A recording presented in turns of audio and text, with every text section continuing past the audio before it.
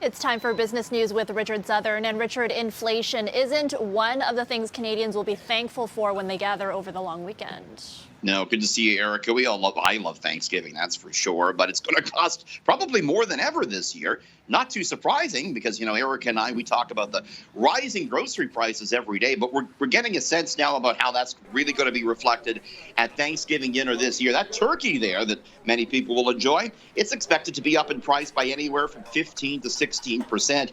Potatoes up a whopping 22% this year. Bread and butter 13% more expensive. Cranberries 12% more, and corn, it's up 6%. The reasons for this vary. Potatoes, for example, they were linked to a potato wart disease that went around PEI. Not as many potatoes hit the market as a result.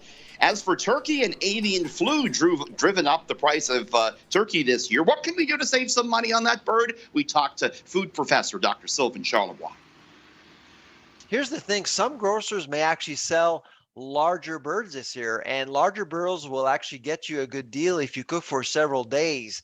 The price per pound is typically lower, not always, but sometimes it's actually lower. Now, going to be probably more larger birds this year because the industry was expecting larger gatherings compared to last year.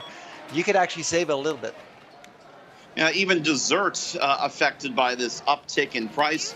Pumpkin filling, 30% more expensive than it was last year. Happy Thanksgiving. Hope you brought your checkbook, Erica. Yeah, some families may be making some alterations to their usual meals. Okay, will he or won't he? There's another twist in Elon Musk's bid to buy Twitter. You think you're indecisive. Let me introduce you to Mr. Elon Musk. Now he's saying he is going to buy Twitter.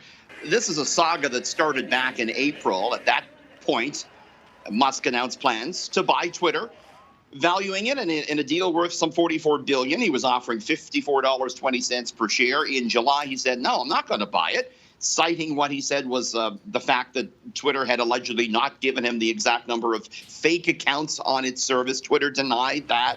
Both sides sued each other, and this was expected to go to court in less than 2 weeks on October 17th. And then, out of nowhere this afternoon, Musk said, you know what?